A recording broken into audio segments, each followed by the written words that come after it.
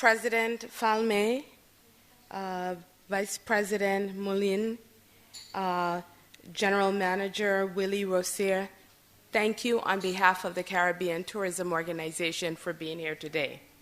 Before I get into my formal presentation, I want to say a few words about tourism in general and the Caribbean in particular. Many of you may be aware that the Caribbean is the most tourism-dependent region in the world. This has a significant impact on what we do today, which will impact the people of our region 5, 10, 15, and 20 years from today. I will walk you through the Caribbean Tourism Organization and its products and services, but there's some key elements that I want to discuss with you in a more informal way before we start the presentation. We in the Caribbean have an incredible opportunity. It's an opportunity to embrace change. Our success or failure will depend on our ability to embrace this change and to look at the opportunities as we move tourism into the next decade. Sustainable tourism, from what I've seen here today, over the last few hours that I've been in Guadeloupe and what I've read, is a tremendous opportunity for your country, for your partnership, the region. And as we heard with you having 7 zones, what diversity. And that's the richness of the Caribbean. It's our diversity. Our ability to look at the region, French, Dutch, English, Spanish, American. What other region of the world has such diversity and such opportunity? Many see that as barriers. I see this as an incredible way for us to sell vacations to our region over and over again. The experience that I get here in Guadeloupe is different from the experience that one will have in Barbados. It's different from the experience that one will have in the U.S. Virgin Islands. So what incredible opportunity for us to tap into a visitor that fits our profile, that has the dollars to spend, and that wants to collect island vacations. What we must look at, and we often look at as a challenge, but we should look at as an opportunity, is how do we look at this diversity of a region and sell that to our European partners, to our American partners, to our Canadian partners, and the new visitor that's emerging from the East and the Far East. And that's what I'd like to talk to you a little bit today about. Tourism really has so much ability to build capacity within the region. It is the number one source for the alleviation of poverty. And it has the ability to provide jobs for our workforce and for women in particular. And this is positive for growing economies. Who is the Caribbean Tourism Organization and what do we do? Well, our members are made up of governments, air carriers, allied members, chaptered members, travel agents, and yes, they do still exist and have an important role, and affiliate members. These are the territories and countries that are members of the Caribbean Tourism Organization. We also are affiliate members of several organizations, and this is extremely positive. As we discuss tourism, we cannot do it in the isolation of speaking to governments only. The private sector is a critical component to the growth of tourism within your country, within the region, within our territories. These are a few of the organizations with which the Caribbean Tourism Organization has affiliate membership. Number one is the Caribbean Hotel and Tourism Association on that list, because it too, as is CTO, the largest private sector organization in the region. I'm going to talk to you a little bit about the partnership later on between the Caribbean Hotel and Tourism Association and the Caribbean Tourism Organization and why this is important.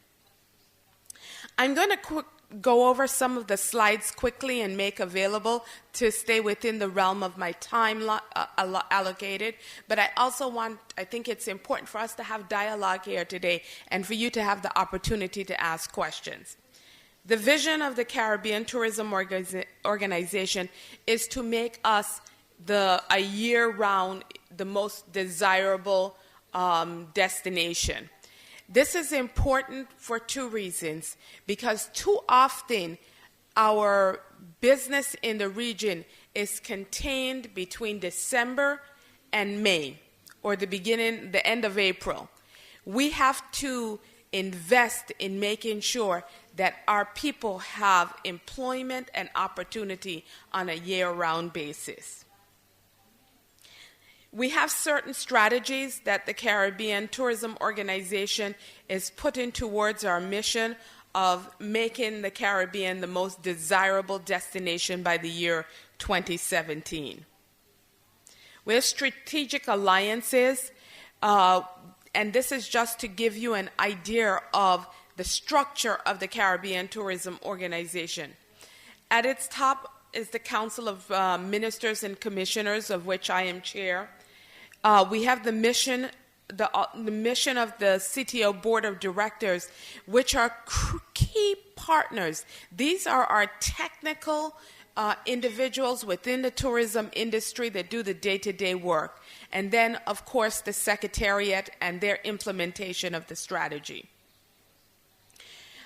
I met a statistician in the audience here this morning very briefly, and I believe that he will be assessing everything that I say and quantify it, so I'm being very careful.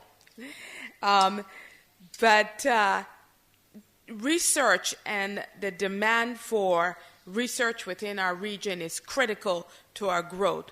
We cannot operate our tourism products based on emotion. It has to be based on the facts, and the facts linked to the economic impact of tourism in our region. We're looking, I just recently, earlier this week, was in Brussels. One of the things that we're looking at the Caribbean Tourism Organization is what are the sources of funding for critical programs which allow us as a region to grow our capacity, but also our product. We have two programs which we're extremely proud of that we are looking to the EU in terms of our ability for further implementation beyond the pilot, the 6 islands that were in the pilot program, which is the total visitor satisfaction, which is near and dear to my heart, because until we raise the standards of the region to a point where we are delivering a quality product, no matter what destination you're in, whether we're talking about Trinidad or the Bahamas and Bermuda, we will not succeed. There are other players that have come on the have been key players in the last 5 to 10 years that are exceeding us in this area, and it is an area where we must give particular attention if we are to succeed as a region. So developing standards that are the same, whether we're talking about the Southern Caribbean, to the Eastern Caribbean, to the Northern Caribbean, French, Dutch, English, or Spanish Caribbean. The other component, which is really important, is the tourism satellite accounts. And this is the ability for us to be able to measure. It is not important only to market, but we must measure our success. The return on our investment is critical to our ability to really quantify and qualify the dollars that we put into our tourism product. Certainly, we want to ensure that our membership as a full body are involved in this process. Expanding the Hospitality Assured program and some of the other areas that are important to the region are also critical. One of the areas that we are also looking at, and is evident by my lack of being able to communicate to you in French this morning, for which I apologize, is the need for us to have language development within the region.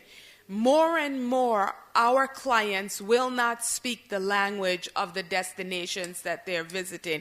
Our people must be trained in order to communicate to them if we are to be able to attract this new and more affluent visitor. We also need to look outside the box. No longer are people looking for just the sun, sand, and sea vacation experience. Medical tourism, wellness tourism, sports tourism, ecotourism, all of which I think are well suited for us here in Guadeloupe and in the region. And we must take the opportunities and maximize our ability to increase the economic impact by looking beyond what we consider the traditional Caribbean visitor. Certainly, we know that arrivals in specific areas, the UK for the British Islands, in my case, it's the US market. In your case, I understand that a significant amount of your visitors are from France.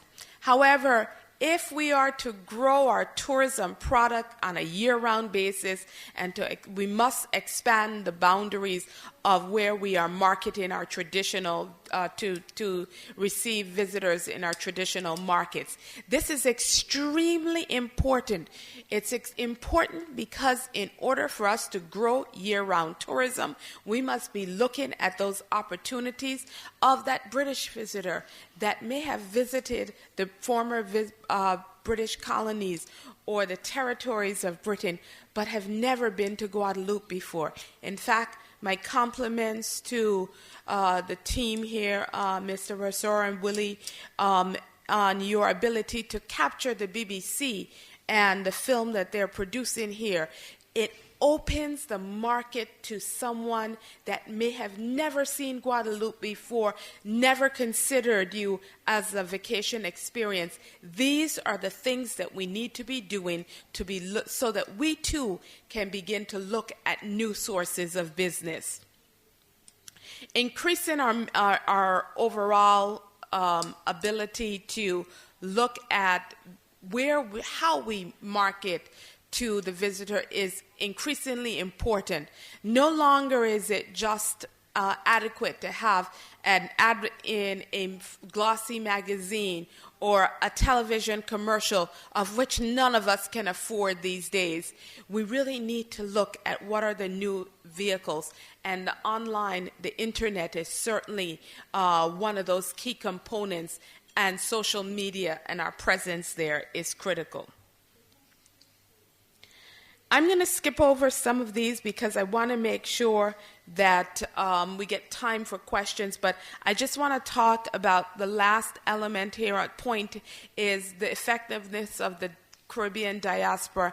And one of the things that we really need to do is we need to look at the Caribbean diaspora in all the countries of the world and how we can more utilize this intense, passionate group of people to inspire people to visit our countries. I think it's an underutilized opportunity.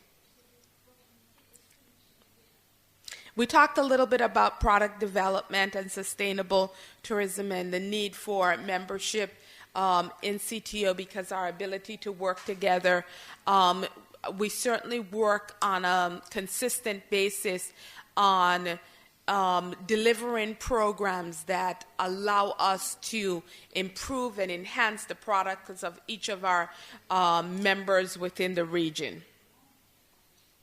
If you have not participated in the CTO Sustainable Tourism Conference, I would encourage you to do so.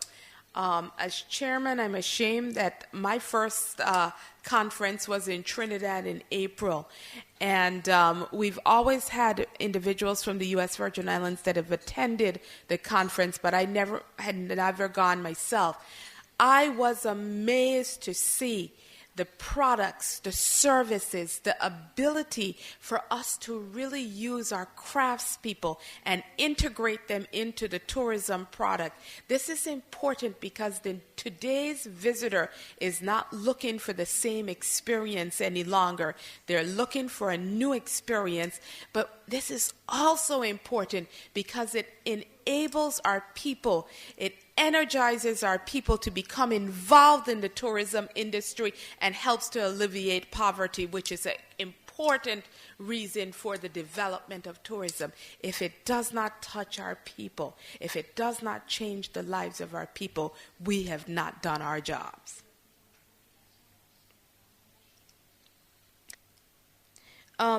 One of the things that we've done recently with the Caribbean Tourism Organization is that there is a vice president on the Council of Ministers for each of the areas within the region. And we think it's important because one of my goals is to ensure that every segment of our membership has a say in how the organization is run. In fact, one of the first changes that I made was instructing our Secretary General to ensure that all of the press releases are delivered in the mother tongue of each of our member countries. I think it's important that we recognize the diversity of our membership and ensure that they are represented within the organization. Just to give you a couple numbers quickly, in 2012, the Caribbean, and these are land visitors, and I'm only talking about land visitors this morning because this evening I'm going to talk more about cruise tourism. But we had 24.8 million land visitors to the Caribbean in 2012. While growth is projected to grow slightly at 4.5% over that of the global rate of 3.8%, it is still slow. But this is important. It means that the Caribbean remains top of mind. Arrivals to the Caribbean represent 2.8% of the worldwide arrivals from tourism. Herein lies our opportunity. We talked about a little bit about the diversity of what our offerings are, and these are the opportunities for us to capture more of that market share. We need to make sure that we stay at least in line with the global rate of growth. However, that should not be our ultimate objective. It should be that the Caribbean is growing at a faster pace, and we have every reason to do that when we have such diversity in our region. We talked a little bit last night at dinner about the challenges of the fact that one Caribbean, one voice, one sea. And recognizing that this certainly can be a challenge in terms of our ability to market the region, I think that we should certainly look at it as an opportunity to show the world that they can have many, many visits to the Caribbean and have significantly different experiences based on where they come to in the region. Another area of key importance to the region, and one of the first things that I did upon becoming chairman of the Caribbean Tourism Organization, is to set up an aviation task force. This is important at two levels. Intra-Caribbean travel, the accessibility of travel, the ability to minimize regulations while respecting safety and security measures, and most importantly is delivering a customer service experience for which we want our visitors to have those memorable experiences, are critical for us in terms of intra-Caribbean growth. Think of it this way. I could be a visitor that came to Guadeloupe. I could also visit St. Martin and have two experiences. I can visit Barbados and have another. These are really incredible opportunities for us to showcase the diversity and the variances within our region. But we can only do that by having good air connectivity throughout the region, something that is critical. The other area, and our conference in October is really going to focus on it, is the development of air service from North America into the Caribbean. This is a critical component of our ability to grow a market that is very, very important to many of our members, but still they lack daily service, weekly service, and in some cases, no service at all. The changes that have happened in Puerto Rico with American Eagle have a critical impact on the connectivity of the region to North America, which still continues to be a vast opportunity. And I believe for you here in Guadeloupe, it's a significant potential for growth and new business. I talked a little bit earlier about total visitor satisfaction. Again, I think it's a critical element of what the Caribbean Tourism Organization can do, but it's also so very important for us in terms of our ability to capture the same visitor to our region over and over again. We all know it's easier to get a repeat visitor to the region than it is to get a new one, and it's less expensive. I'd like to spend the last couple of minutes on my formal presentation speaking about the Caribbean Tourism Development Company. This is the partnership between the Caribbean Hotel and Tourism Association, which is the private sector organization, and the Caribbean Tourism Organization, which is the public sector organization. This partnership is important. In fact, it is so important to me because coming from more than 20 years of experience on the private sector side, I understand that government has its role, and we certainly have the ability to help with the framework, but it is the private sector that is going to drive the engine of economic development, and this partnership is critical if we are to get our tourism product to the next level.